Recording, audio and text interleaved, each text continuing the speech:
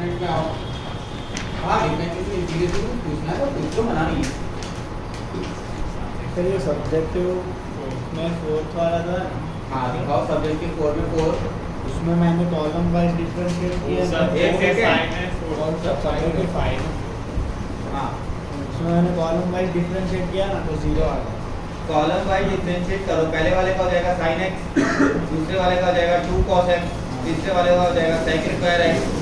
ठीक है, first column को डिफरेंशिएट करो, फिर second third as it is, फिर सेकंड कॉलम को डिफरेंशिएट करो, third column as it is, first as it is, फिर थर्ड को डिफरेंशिएट करो। ठीक है, फिर x0 पुट किया। सॉरी x0 पुट नहीं अभी मत पुट करो ना, अभी तो फिर लिमिट लगानी है। किया। डिवाइड बाय x करो पहले, फिर उसके बाद पुट करो x इक्वल टू 0। पहले डिवाइड बाय x भी करना पड़ेगा। सेकंड कॉलम में तो इनफाइनाइट बन जाता है। मैं एक चीज बोलूं, ये क्वेश्चन ड्रॉप कर दो, लिमिट का है। अरे कोई बड़ी चीज नहीं है, बस अभी हैबिट में नहीं है। बड़ी चीज नहीं है, हैबिट में नहीं है, इसलिए जाने दो। मैंने डायरेक्ट x0 डाल दिया। नहीं नहीं नहीं ऐसा नहीं करना। और कोई हाँ भाई लिमिट के कारण क्या डाउट आपको आ सकता है, आई एग्री। और बोलो लिमिट के क्वेश्चन ड्रॉप कर दो। चाहिए तो लिमिट का वेट कर दो, फिर करा दूंगा। इसमें फोर्थ और फिफ्थ में फोर्थ वाला, अच्छा अच्छा अच्छा फोर्थ वाला तो जोर मार दिया इन्होंने। एक बार डिफरेंशिएशन मान करते हम n बार डिफरेंशिएट कराएंगे ये 2 या 3 बार भी कर लिया। हाँ मतलब वही। चलो हिंट दे देता हूँ, x रेज़ टू n का डिफरेंशिएशन n बार करोगे तो फैक्टोरियल n आ जाएगा। ठीक है, वो तो दिख गया नहीं दिखा भाई n x raise to n minus 2, फिर अगली बार n माइनस 1 मल्टीप्लाई, फिर अगली बार n माइनस 2 मल्टीप्लाई, तो आपको दिख गया। अच्छा साइन और cos x के डिफरेंशिएशन करते हो ना तो n पाई बाय 2 ऐड हो जाता है। मतलब n पाई बाई 2। एक सेकंड, z सपोज करो e raise to iota x है, मतलब ये sin x plus iota cos x है। dz by dx बोलो, iota e raise to iota x और आयोटा से मल्टीप्लाई करना मतलब पाई बाय 2 का फेज ऐड करना। ये मैंने सिग्निफाई किया था आपको। आयोटा से मल्टीप्लाई करना मींस पाई बाय 2 का एडिशन फेज में। तो अगर एट टाइम डिफरेंशिएट करता हूं मैं तो इसका मीनिंग क्या हो जाएगा, iota raise to n e raise to iota x। ठीक है, this is equivalent to e raise to iota x plus n pi by 2। Check कर लेना सेम फिनोमेना। तो अब n time differentiation of sin x और cos x is equal to, मतलब आप ऐसा लिखना चाहो तो लिख सकते हो d by dx of n sin x। तो क्या आएगा बोलो, sin x plus n pi by 2 और cos के लिए भी इक्वली फिनोमेना वैलिड है। ठीक है, अरे भाई जितना नॉलेज उतने पे एडजस्ट कर रहा हूँ मैं क्वेश्चन। सही कर दिया बाय द वे, हाँ एडजस्ट कर दिया। अब कम से कम ट्राई तो करना चाहिए। कर सकते हो तो ट्राई करो, नहीं कर सकते हो तो ड्रॉप करो, ऐसा। क्योंकि एक लिमिट आएगी कि सब करना पड़ेगा। आज ठीक है थोड़ा थोड़ा ड्रॉप कर लो, कोई दिन तो आएगा ना जब आपको ड्रॉप अलाउड नहीं होगा, कोई दिन तो आएगा। सर n फैक्टोरियल का डिफरेंस देखो ना, आप x रेज़ टू n का एक बार डिफरेंशिएट करो, क्या क्रिएट होता है? हाँ वो तो आ गया। n फैक्टोरियल का डिफरेंस नहीं n फैक्टोरियल का नहीं करना ना, ये n बार ही होना है। तो हर बार एक पावर x की कम की जाएगी। अब x की पावर 0 बन गई है, अब और करोगे तो 0 आ जाएगा। एक बार और किया तो 0 आ जाएगा। मतलब n फैक्टोरियल का डिफरेंशिएशन 0 होगा। कांस्टेंट का डिफरेंशिएशन 0। अब कितना बड़ा नंबर है क्या फर्क पड़ता है। चलो एक काम करो, फोर्थ को अगर होता हो तो ठीक है, नहीं होता है तो कोई बात नहीं, अफसोस नहीं। उसके अलावा फिफ्थ वाला, यस मुझे लगा ही था। चलो सबसे पहले एक काम करो, इसको रो वाइज डिफरेंशिएट करो। बोलो क्या आएगा, फर्स्ट रो का डिफरेंशिएशन 0, सेकंड रो का करोगे तो थर्ड रो बन जाएगी। नहीं वाली, एक मिनट तो झोल मारा मैंने, क्योंकि n माइनस 1 मल्टीप्लाई में आ जाएगा।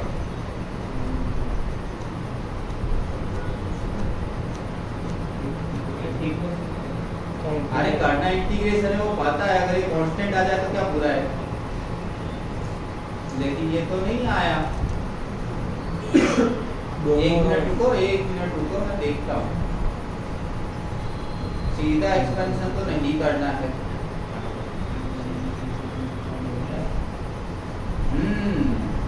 कुछ दिखा, 2 0 बनाने का रास्ता दिखा मुझे। लिखो, एक काम करो, लिखो स्टेटमेंट बोलता हूँ, लिखो C3 goes to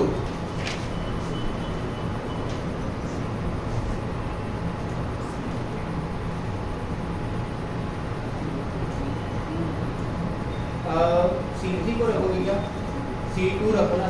देखो एक काम करो, C1 प्लस C3 करो, आपको कुछ तो लिंक मिलेगा। Sine C plus sine D क्या होता है?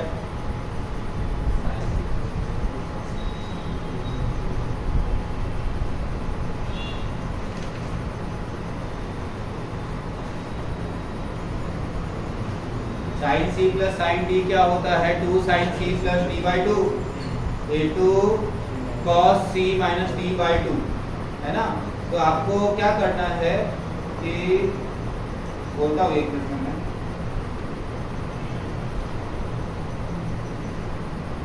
C1 goes to C1 plus C3 करो ना एक बार। C1 goes to C1 plus C3, चलो करो।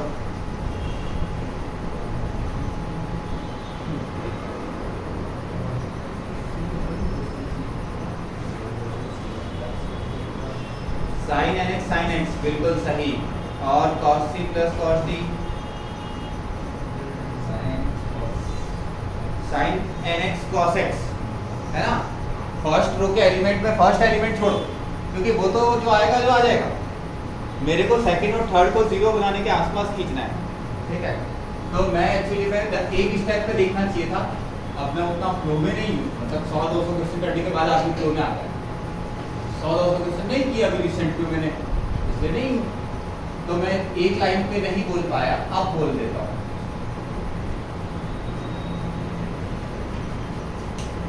ये एक ही लाइन पे बोलना चाह रहा था मैं 1 मिनट पहले, लेकिन नहीं बोल पाया, ठीक है? वो फ्लो में नहीं उठना। आपको वही है 100 क्वेश्चन के बाद फ्लो मिलता है कि आप एकदम देखते ही 2 0 बना देते हो। देखो टारगेट अभी भी मिस नहीं हुआ है, आप वापस से सुन लो। मैं रोज टारगेट बदलता अच्छा नहीं लगता फिर कि सर हम फोकस किधर करें फिर, और मल्टीपल फोकस आपकी वो खत्म कर देते हैं क्लियरिटी।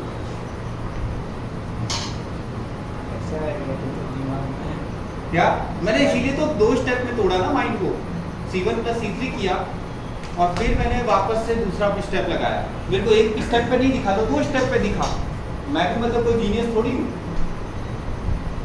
तो मैंने 2 स्टेप पे देखा। देखो अभी करो,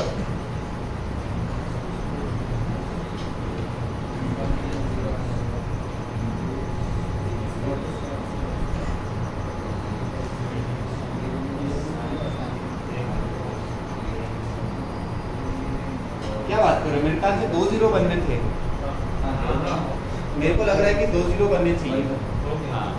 2 0 बनने के बाद आपका बहुत छोटा हो जाता है ना वर्कलोड, ठीक है? सॉरी मैं बोला 2 0 बनने पहले तो मैंने ट्राई किया कि कहीं पता चले कि कांस्टेंट बनता हो। मैंने क्या ट्राई किया बताओ? पहला स्टेप काश कि ये कांस्टेंट बन जाए, फिर मैं फेल हो गया। तो फिर दूसरा क्या, बेसिक डिटर्मिनेंट सॉल्यूशन करो, जो एक डिटर्मिनेंट की वैल्यू ढूंढो। अभी वैल्यू ढूंढने के लिए सारस लगाने का मेरा मन नहीं हुआ, इसको देख के डर गया मैं कि सारस तो नहीं लगाना है। फिर एक माइंड में क्या क्लिक करता है, 2 0 बना लेते हैं। वो एक करीब 3-4 स्टेप। देखो आपको क्वेश्चन देखते ही पता चलना चाहिए, 3-4 के आसपास घूमना चाहिए। अगर मल्टीपल बहुत सारी चीज़ें दिमाग में आएंगी तो कैसे सॉल्व होगा? क्योंकि सारस तो लग रहा नहीं है, इसमें दिख गया छोटा नहीं है, सारस नहीं छोटा है। तो 2 0 बनाने की तरफ फोकस करो और वापस से बोलता हूँ ये स्टेप्स 2 0 बना देगा। यू मिला 2 0 बनते हुए? हाँ भाई ध्रुविल क्या रिपोर्ट है? 2 0 बनना चाहिए। नहीं, डिफरेंशिएट करके मैं ये सोचना चाह रहा था, अगर डिफरेंशिएशन 0 आता है मतलब ये कांस्टेंट है। क्वेश्चन में इंटीग्रेशन पूछा है, मैं डिफरेंशिएट करके ये देखना चाह रहा था शायद ये कांस्टेंट आता है। अगर इसका डिफरेंशिएशन 0 आता मतलब ये कांस्टेंट है, और अगर ये कांस्टेंट है तो x = 0 ले लेता तो सस्ता कितना हो जाता मेरा। हाँ देखो ना, सोचता क्या होगा वो भी तो बताना पड़ेगा मेरे को। हाँ वो भी बराबर है। सर आप इंटीग्रेशन पूछा है, डिफरेंशिएशन ढूंढ रहे हो। या तो एक बार तो ऐसा लगता है ये टोटल बेवकूफ आदमी है इसको सिंबल का मतलब तो पता नहीं है कि इंटीग्रेशन पूछा है, ये डिफरेंशिएशन क्यों ढूंढ रहा है। पक्का ही फालतू टीचर है। फिर जब बताओ तो अच्छा इसका प्लानिंग लेवल उधर चल रहा था कि अगर कल को ये 0 आ जाता है तो कांस्टेंट आएगा, तो x = 0 पे बात खत्म करेंगे।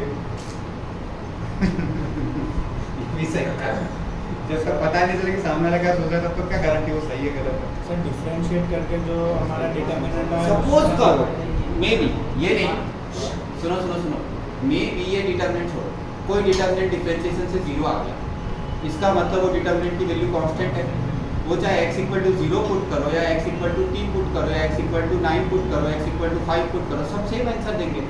तो 0 पुट करने के बाद इसमें वैल्यू कितनी सी बचेगी, छोटा सा बचेगा कंटेंट। लेकिन मेरा फेल हो गया प्रोजेक्ट जो माइंड में सोच रहा था। तो मैं ऐसा पूछ रहा हूँ कि इसका डिफरेंशिएट करके जो डिटरमिनेंट है उसको डायरेक्ट इंटीग्रेट करना नहीं, उसको इंटीग्रेट करके वापस यही आ जाएगा। फायदा क्या मिला, फिर इसको वापस इंटीग्रेट करना है। मैं जो सोच रहा था वो बता रहा हूँ कि अगर आज चलो ठीक है ये क्वेश्चन नहीं है, कल को तो ये क्वेश्चन आएगा ना। अभी तो और 100 क्वेश्चन आने वाले हैं, तब तो शायद उम्मीद है ये मिलेगा कि एक ऐसा क्वेश्चन जिसका इंटीग्रेशन पूछा होगा और मैं उसका डिफरेंशिएशन माइंड में करके बोल दूंगा ये 0 आ गया, इसका मतलब ये कांस्टेंट है, x = 0 पुट करो, छोटा सा नंबर आया, उसका इंटीग्रेशन जैसे 5 आया तो 5x करो। तो क्या वो स्पीड होगी अपनी, व्हाट का लेवल होगा। क्वेश्चन सेट नहीं हुआ मेरे लिए, मुझे व्हाट पड़ता। चलो कोई टेंशन मत लो, मजाक कर रहा हूं। आगे ठीक है, पता तो चला प्रोजेक्ट की माइंड में क्या चलते हैं मेरे। हाँ ठीक है, अभी फिर बताओ 2 0 बनने के बाद डिटरमिनेंट की वैल्यू ढूंढो। cos n x divide by n minus नहीं, आप x⁴n को इधर मत लगाओ। अभी sin n x का इंटीग्रेशन आपको जिसका इंटीग्रेशन चाहिए ना मेरे को बोला करो। इंटीग्रेशन आपको इवन एग्जाम हॉल में भी पूछना मेरे से अलाउड है अभी, जब तक इंटीग्रेशन ऑफिशियली ना आ जाए। sin n x का इंटीग्रेशन ब्लर हुआ है क्या चेक करो।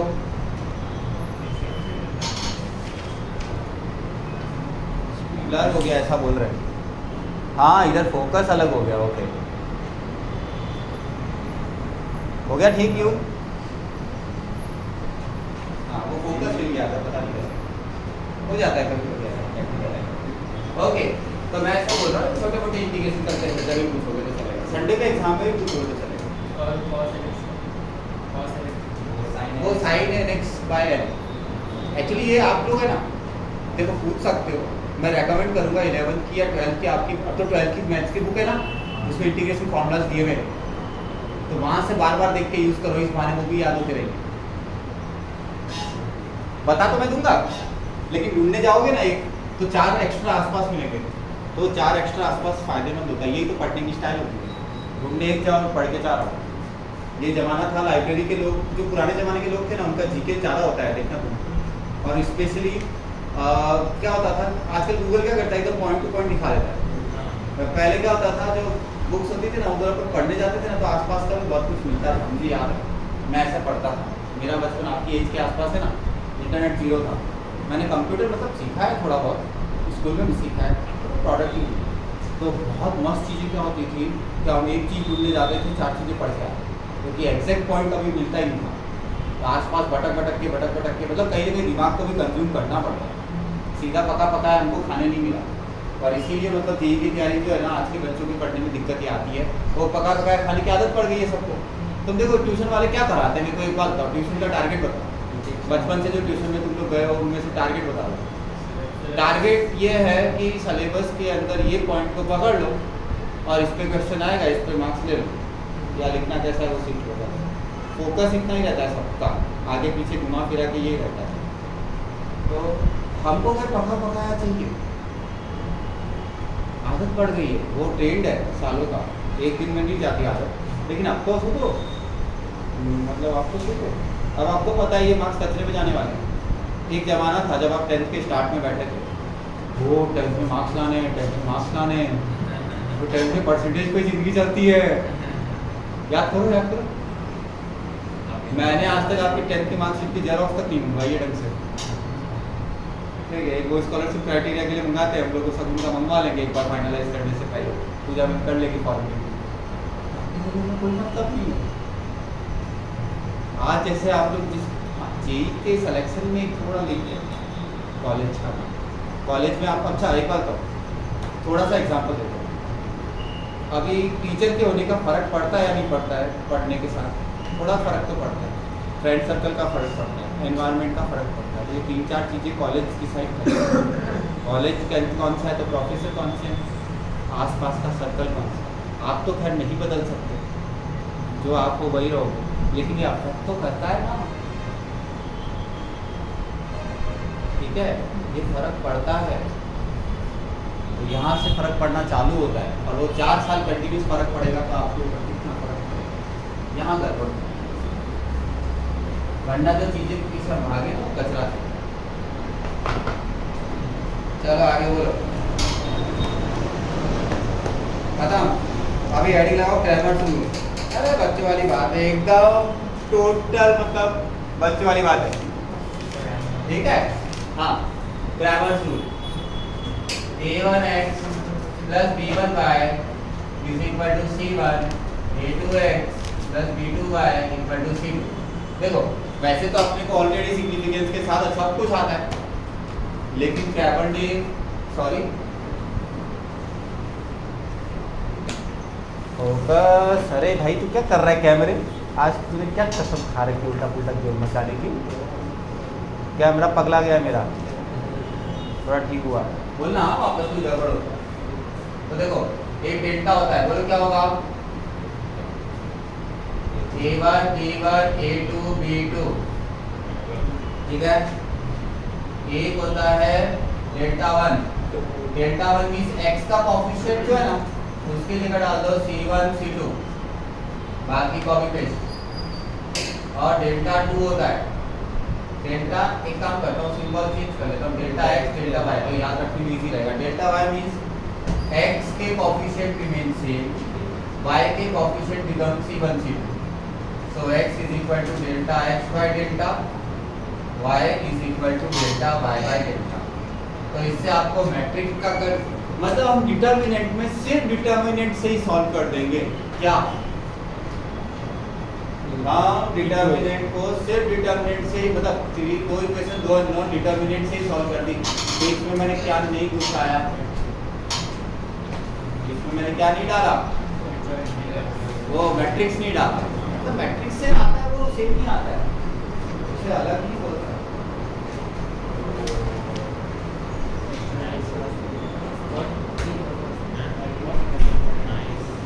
ये क्या है, क्रैमर ने बोला, ठीक है। Same logic, delta equal to 0 पे रूल क्या होगा, वो सब फंडामेंटल क्लियर है, क्या समझाऊंगा वापस से, चलो बोलो। If delta x and delta y non zero, condition apply, चलो बोलो। डेल्टा x और delta x not equal to 0, delta y not equal to 0 और डेल्टा इक्वल टू 0, एक सेकेंड ना, डेल्टा नॉट इक्वल टू 0 और डेल्टा इक्वल टू 0 और delta x और delta y, any one of them is 0। तो बताओ तीन केस, अगर ये डिनोमिनेटर नॉन जीरो है तो यूनिक सॉल्यूशन क्या आएगा, यूनिक सॉल्यूशन। सेकंड केस आए मतलब non zero by zero solution, मतलब x equal to infinite y equal to infinite, that is no solution. No solution, infinite पे सॉल्यूशन मतलब नो सॉल्यूशन, इनफाइनाइट में मेनी सॉल्यूशन, वर्ड अलग अलग है, confuse मत हो जाना, मैं हो गया था। और डेल्टा इक्वल टू 0 पे इन दोनों में से कोई एक भी 0 आ गया, हो सकता है दोनों 0 आ गए और हो सकता है एक 0 आ गया, शायद दोनों भी 0 आ सकता है, एटलीस्ट लिख देना, एटलीस्ट वन ऑफ देम, मतलब एनी वन का मतलब वही हो गया ना, अरे यार क्या करता हूँ मैं, at least one of them is 0। So 0 by 0 means infinite possibility. Infinite possibility means infinitely many solutions. अब ठीक है, कोई बहुत बड़ी चीज का ये क्रैमर ने बोला कि चलो डिटरमिनेंट इतना ढूंढा तो कुछ तो काम लगे।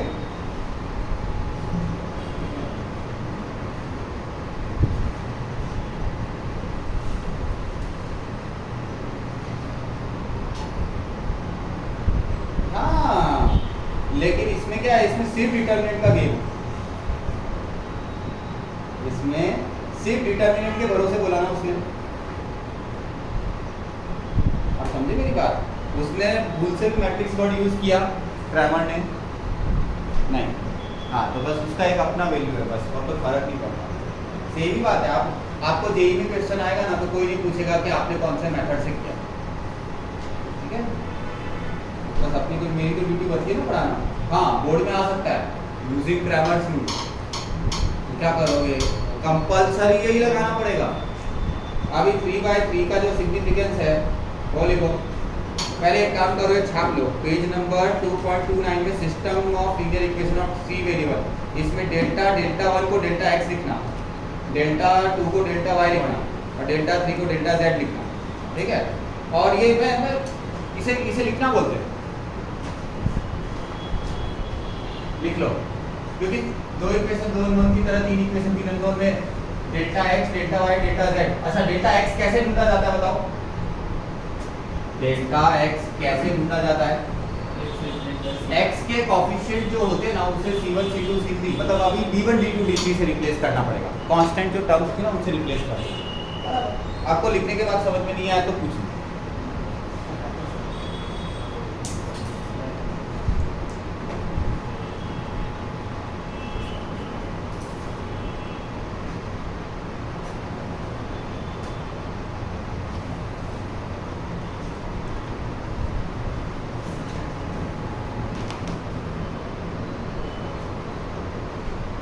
मतलब आप एक काम करो, delta delta x delta y delta z बिना देखे लिखो, इसमें से मत देखो, अब लिखो, तो इससे आपको परफेक्शन अपने आप मिल जाएगा। कल को कोई एरर हो रही होगी तो माइंड पूरी अभी भी मिलेगा, एरर्स अभी रिड्यूस हो जाएगी।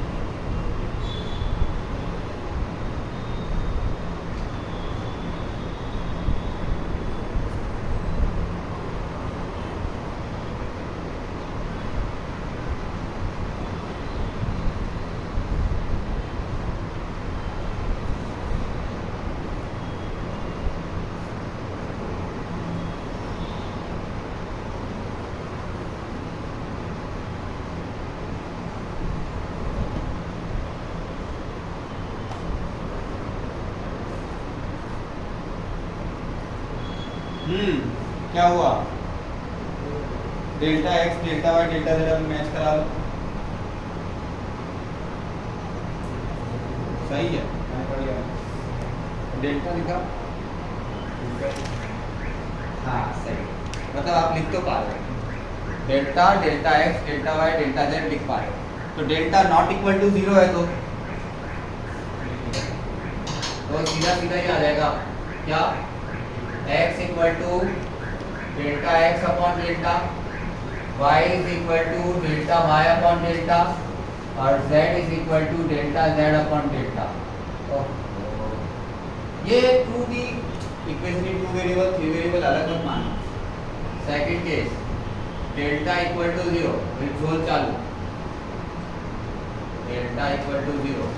यहाँ पर क्या होता है? यहाँ पर suppose delta x delta y delta z all are non zero, all are non zero, इसका मतलब no sir.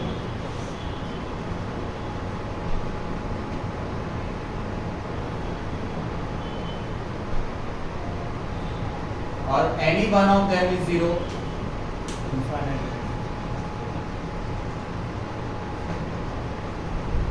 sorry,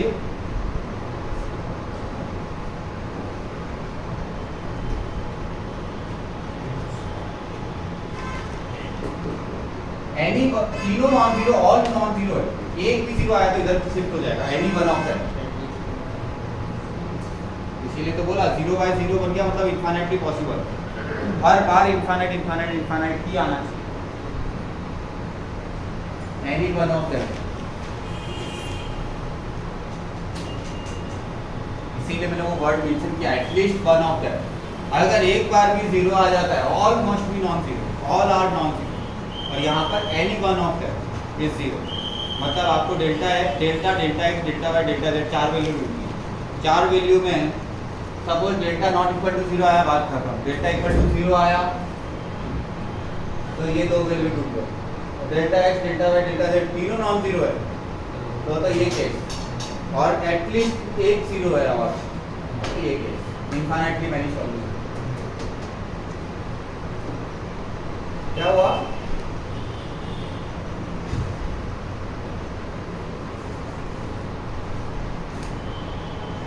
at least one of them चलेगा उसमें। अच्छा इन्होंने बोला है उल्टा किया है क्या वर्डिंग में, एक मिनट है, इन्होंने वर्डिंग उल्टी उल्टी कर दी, क्या कर दिया भाई, at least one of them is non zero.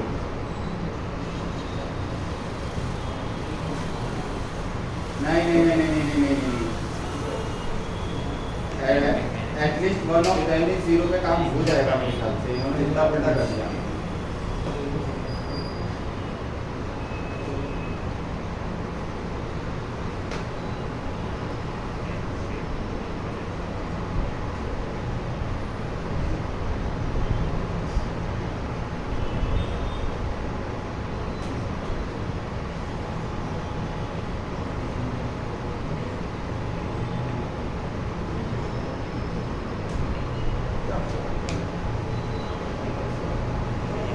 एक मिनट रुको जरा, मैं एक एग्जांपल देखता हूँ जिसके अंदर मेरा काम हो जाए।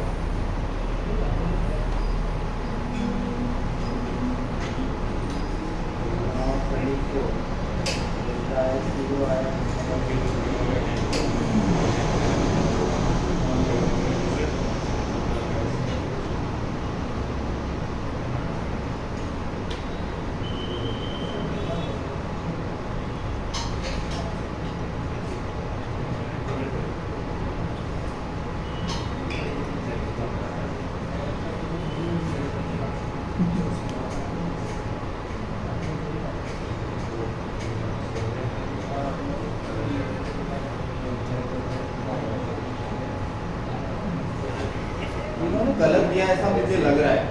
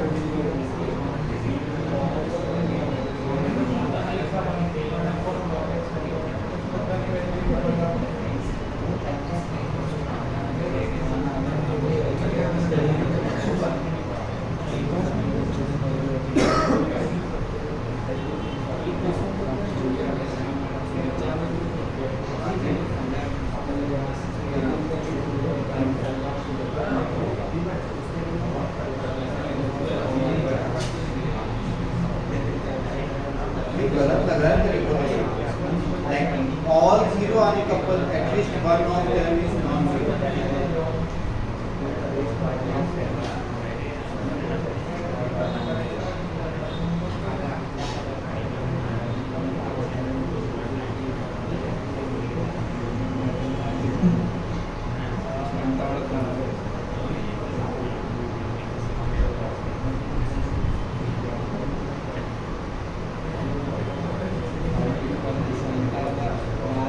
अच्छा ट्रिवियल नॉट ट्रिवियल तो वही होगा वो तो फिर से अगर सब 0 0 0 एक ट्रिवियल सॉल्यूशन और 000 के अलावा भी आ जाए तो नॉन ट्रिवियल सॉल्यूशन। कंसिस्टेंट मतलब नो सॉल्यूशन वर्ड को छोड़ दो, इसको छोड़ दो तो नो कंसिस्टेंट और बाकी। और ये कंफ्यूजन इस बुक में अलग दिया है, इसमें एटलीस्ट वर्ड ऊपर वाले के साथ दिया है और ऑल वर्ड नीचे वाले के साथ दिया है। ठीक है, मेरा वर्ड और उनका वर्ड मिसमैच हो रहा है और मैंने कहीं तो भी पढ़ा है और हाँ सिग्निफिकेंट समझ के पढ़ा है, मैंने ये भी बताया, मैंने सिग्निफिकेंट समझ के पढ़ा है। अब मैं ऐसा एग्जांपल ढूंढने की ट्राई कर रहा हूँ जो इन दोनों चीज़ों को डिफरेंशिएट कर सके, या तो मैं करेक्ट करूँ या वो करेक्ट करे, कुछ तो फिक्स होगा, तब तक आप प्रैक्टिस कर लो। चलो इलिस्ट्रेशन चालू हो जाओ। आप लोग इलिस्ट्रेशन की प्रैक्टिस कर सकते हैं। नहीं, यहाँ पर ऑल किसके साथ रखना है वो कंफर्म करके बोलता हूँ, ऑल और एटलीस्ट वर्ड किसके साथ रखना है। एक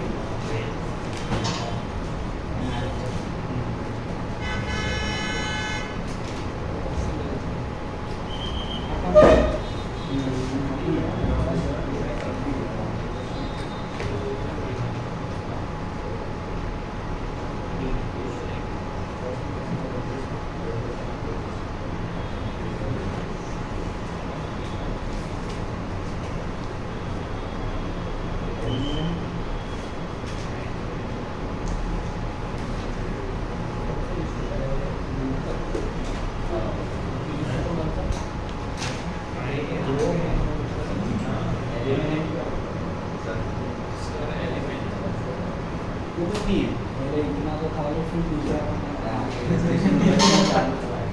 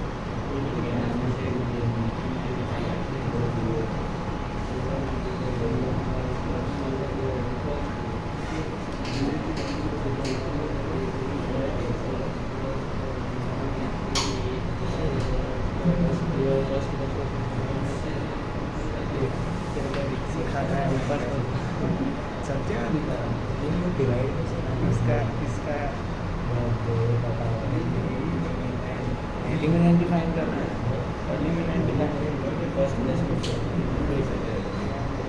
obtain the element of the real equation बराबर।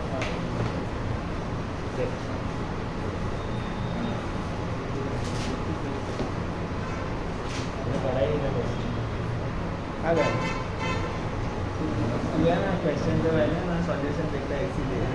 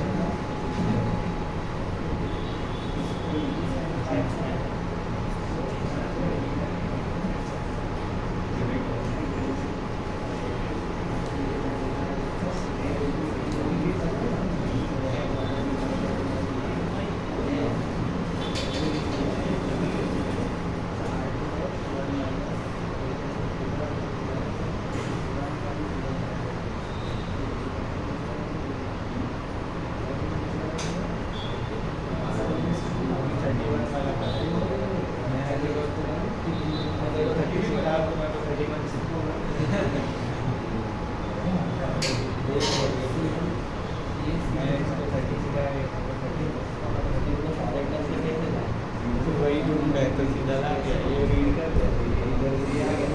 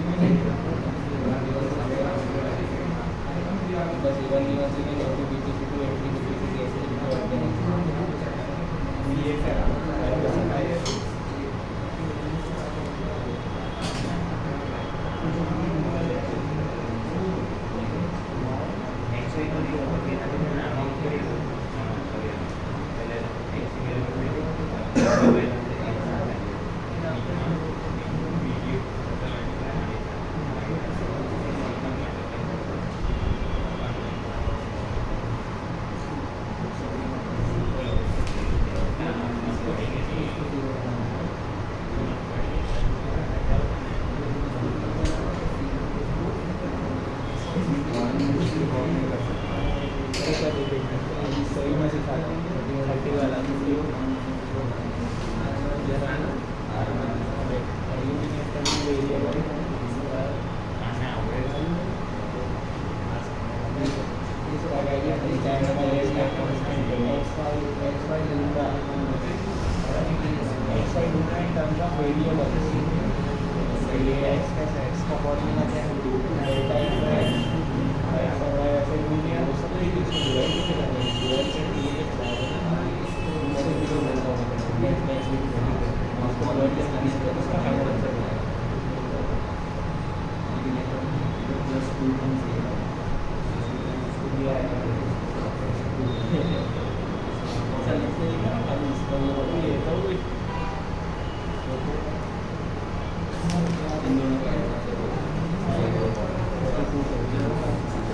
शायद तो क्रिएट ही नहीं होता है, या तो तीनों नॉन जीरो आते हैं तीनों जीरो आता है, ऐसा केस ही क्रिएट होता है बस।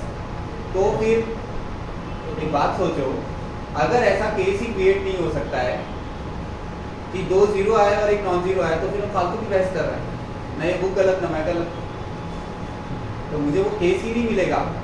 तो फिर एटलीस्ट किसी के साथ भी लगाने की जरूरत नहीं, क्योंकि एग्जिस्टेंस ही नहीं होता उसका। मैं बस अभी कंफर्म नहीं कर पा रहा कि वो वर्ड का एग्जिस्ट, क्योंकि अब जो क्वेश्चन जनरेट हुआ मेरे माइंड में वो ये हुआ, मैंने मोस्ट ऑफ द क्वेश्चन अपने भी याद किए कि क्या क्या चलता था मेरे दिमाग। यहाँ तीनों नॉन जीरो आते थे, यहाँ तीनों जीरो आते थे, मेरे को ऐसा केस याद नहीं आ रहा जहाँ पर एक नॉन जीरो आया और एक जीरो आया, मेरे को याद नहीं आ रहा। आप समझे मेरी बात? मेरे को याद ही नहीं आ रहा ऐसा केस। डिटरमिनेंट से लिंक कर रहे हैं आप सारे कर दो, टीएमएच में भी नहीं दिया ना ऐसा क्वेश्चन। देखो मेरे ख्याल से ऐसा है कि मेरे को आज तक ऐसा एग्जांपल नहीं मिला कि जिसमें वहां पर ऑल, ये दोनों में ऑल और रख दो, और एक में जीरो और एक में नॉन जीरो, ऐसा आता ही नहीं है मेरे ख्याल से। लेकिन अभी मैं कंफर्म रखूंगा नहीं, ख्याल रखूंगा, क्योंकि मैं कल अगर मेरे को टाइम मिला तो मैं वेरीफाई करने की ट्राई करूँगा। क्योंकि मैंने जैसे एग्जांपल आपको क्रिएट करके दिया, मैंने ये इनफाइनाइटली मैनी सॉल्यूशन का एग्जांपल क्रिएट किया इतनी देर बैठ के, ठीक है, इनफाइनाइटली मैनी सॉल्यूशन का एग्जांपल क्रिएट किया, और जिसके अंदर थोड़ा कंफ्यूजन लगे, ऐसा लगता है कि यूनिक सॉल्यूशन देता होगा, देख के आपको इनफाइनाइटली मैनी सॉल्यूशन की फीलिंग नहीं आएगी, देख के तो कोई फीलिंग नहीं आती।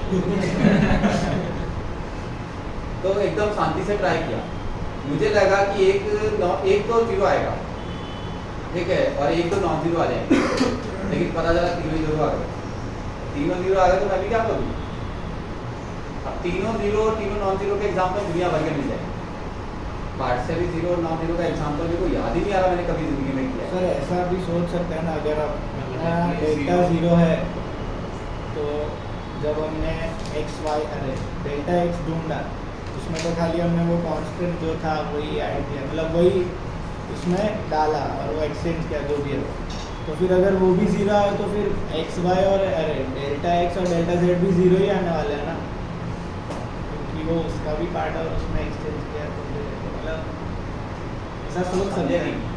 वो एग्जाम्पल क्रिएट अगर मैंने किया तो अपने आप में एक अचीवमेंट होगा मेरे लिए। आज तक किसी बुक में ऐसा एग्जाम्पल एग्जिस्ट नहीं करता, पर होगा ही नहीं तो कैसे? टाइम दो मुझे, मेरा भी एक अपना लेवल है, मैं थोड़ा ट्राई मार सकता हूँ, मेरे को भी पक्का नहीं पता, इसीलिए अचीवमेंट होगा नहीं है इसीलिए मतलब मैं सोच पा रहा हूँ कुछ कुछ, बट वो क्या है जो सोच पा रहा हूँ उसको मेरे को बुक तक लाने के लिए टाइम से और आइसोलेशन मैं क्राउड के बीच में काम नहीं कर सकता, साइलेंस कोई भी मतलब एक रिसर्च का छोटा पोर्शन हो गया ये, तो इसमें एकदम आइसोलेशन ऐसे टाइम पे चलो कोई बात नहीं, मैं ट्राई मारता हूँ, सिर्फ फर्जीवाड़े करने के लिए सैटरडे अच्छा है अब मेरे लिए, ये सब क्या है एक एक्सपेरिमेंट हो गया मेरे लेवल पे, छोटे लेवल पे ये हो गया, फिर वो तो क्या वर्ड्स की डेफिनेशन है, वो तो कलेक्ट करके आपको देनी है 8-10 छोटी, और क्या था फिजिक्स तो ठीक है उसमें कुछ काम नहीं है, केमिस्ट्री में जरा क्या ये चैप्टर ऐसा है कि इसमें लैंग्वेज का मैटर करता है, और मैथ्स में तो कुछ नहीं है, जो एक इस बुक में लिखा है इसलिए बोल के मैं कर देता हूँ, मेरे ख्याल से अब मुझे एग्जाम्पल याद आ गया, इसके अंदर मेरे को ऐसा कभी मिला ही नहीं, मैं भी वही बोल रहा हूँ कि ऐसा केस पॉसिबल ही नहीं है, ऐसा बोल, लेकिन तुम इसको क्या सिग्निफाई कर रहे हो, मैं इसको प्लेन से स्टडी कर रहा हूँ, मतलब मैं कैसे प्रूव कर रहा हूँ वो तो अंदाजा ही है, नहीं ऐसे आप अगर तुम सोचते हो तो बोलो, बच्चों की फीलिंग कोई खराब नहीं होती, नॉलेज आपका लिमिटेड है, लेकिन दिमाग की उड़ान तो इनफाइनाइट है, तो बोलो। मैं वही बोल रहा हूँ, अगर अब हमारा डेल्टा ही 0 है तो फिर उसके बाद हमने अगर डेल्टा x ढूंढा तो उसके अंदर हमने खाली एक रो एक्सचेंज की, एक रो एक्सचेंज करके वो कांस्टेंट डाला हमने, फिर अगर वो भी 0 आ गया तो डेल्टा x और डेल्टा z तो डेल्टा y और डेल्टा z तो 0 ही आना है, क्योंकि उसमें भी हमने एक्सचेंज करके वही सेम कांस्टेंट डाला है, और हम हमारा पहला डेल्टा तो 0 ही है ना। अब एक इंटरेस्टिंग चीज बताऊं तुम्हें, डेल्टा y अपॉन डेल्टा इसमें कितना आया आपका, मैंने डिवाइड नहीं किया, नहीं डेल्टा y कितना आया 0 और डेल्टा कितना आया 0 बराबर, इंटरेस्टिंग चीज है y इक्वल टू 1 आएगा ऑलवेज, चेक किया आपने, वो डिवाइड कैसे करते हैं? अरे x और z एलिमिनेट करो ना, इन दोनों से एक काम करो, x एलिमिनेट करो, इन दोनों से x एलिमिनेट करो, चलो मैं आपको एक जो चीज सिग्निफाई कर रहा हूँ ना वो अबनॉर्मल कैटेगरी की चीज सिग्निफाई कर रहा हूँ, मतलब नहीं करनी चाहिए, ये दोनों को ऐड करो, 3y equal to 3, y equal to 1, ये दोनों का सॉल्यूशन y इक्वल टू 1, ठीक है, अभी इन दोनों का सॉल्यूशन बोलता हूँ, ये सबट्रैक्ट करो, 2y इक्वल टू 2 तो y इक्वल टू 1, तो y equal to 1 unique solution है, y के लिए यूनिक है, मैंने जानबूझ के ऐसा फ्रेम तैयार किया था कि वो y में यूनिक है और x और z में इनफाइनाइट है, ऐसा फ्रेम तैयार किया मैंने कि x की इनफाइनाइट पॉसिबिलिटी है, z की इनफाइनाइट पॉसिबिलिटी है, बट y 1 कंपल्सरी है, तो फिर हम इसमें सेकंड और थर्ड कैटेगरी में डिफरेंशिएट करेंगे जब तो ऐसा भी मेरा सेकंड और थर्ड डिफरेंशिएट नहीं हो पाया, मतलब मैंने एग्जांपल कैसा उठाया आप समझे, हाँ, तीनों के तीनों इनफाइनाइट पॉसिबल नहीं है, वो और एक कैटेगरी है। दो सॉल्यूशन मेरे ऐसे हैं जो क्या कर रहे हैं, इनफाइनाइटली मेनी सॉल्यूशन क्रिएट कर रहे हैं, आप समझे बात, दो solution infinitely many solution create कर रहे हैं, और एक सॉल्यूशन, ये थर्ड केस का स्पेशल केस बना सकता है ना, जैसे ट्राइबल केस, ये मतलब एक ये आने में नहीं आएगा लेकिन रियल में ऐसा है, बहुत अच्छा खासा एग्जांपल क्रिएट किया है मैंने, एक्चुअली मेरी चीजों को मैं समझाता हूँ तब पता चलता है, सर ये सोच रहे थे, इसलिए डिफरेंशिएशन में भी ऐसा ही हुआ, मैं बोल रहा हूँ मैंने ये फ्रेम ऐसा तैयार किया है, नॉलेज के लिए बता देता हूँ इसकी इंपॉर्टेंस, ये चिंदी सा फ्रेम नहीं है कि कोई भी 3 इक्वेशन 3 अननोन सॉल्व करने छाप दियो, ये एक ऐसा फ्रेम है जिसमें यूनिक सॉल्यूशन आया है, स्टिल ये इनफाइनाइटली मेनी सॉल्यूशन है, फ्रेम बहुत हैवी है ये अपने आप में, इसका सॉल्यूशन आप लिखोगे ना, possible values of x infinitely many possibility, possible value of y not infinitely many possibility, multiple character चिपका के आराम से गलत करवा सकता हूँ मैं इसे, क्योंकि अगर फॉर्मूला से गए तो क्या आता है, delta x delta y delta z तीनों 0, डेल्टा 0, आराम से क्या लिखोगे, x y z all are infinitely many solutions, y 1 unique है, एक्स और जेड इनफाइनाइटली मेनी सॉल्यूशन है। ये तो स्ट्राइक ही नहीं होगा, कुछ भी हो जाए, मतलब 1 घंटा के अंदर तो भी स्ट्राइक तो होने ही नहीं वाला है, मैंने फ्रेम बहुत हैवी तैयार किया है, क्योंकि केस फिर भी ये दोनों को डिफरेंशिएट नहीं कर पा रहा। अभी मेरे को और ढूंढना पड़ेगा इसका फ्रेम। ये तो हद हो गई, ऐसा तो सोचा ही नहीं था। एक तो ज़्यादा हो गया। ये ज़्यादा हो गया, मतलब यूनिक सॉल्यूशन है एक तरफ और इनफाइनाइटली मेनी सॉल्यूशन एक तरफ, और तीसरे में ऐसा नो सॉल्यूशन आ जाए, मजा आ जाएगा।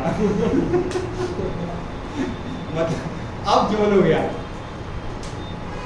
तीनों एक ही में आ गए। y के लिए ये यूनिक है, x और z के लिए ये इनफाइनाइटली मेनी सॉल्यूशन है। 0/0 बना। हाँ, मैं एक्चुअली कुछ तैयार कर रहा था, नहीं हो पाया, अब नहीं हो पाएगा मुझे लग रहा है, लेकिन ठीक है, फिर भी मैं ट्राई मारूंगा। मतलब लड़ने से पहले हार तो नहीं मानूंगा मैं। कल कभी फुर्सत में 1 आध घंटा टाइम पास करूंगा। चलो आ जाओ, पैकअप कर लो। ये जो चीज़ है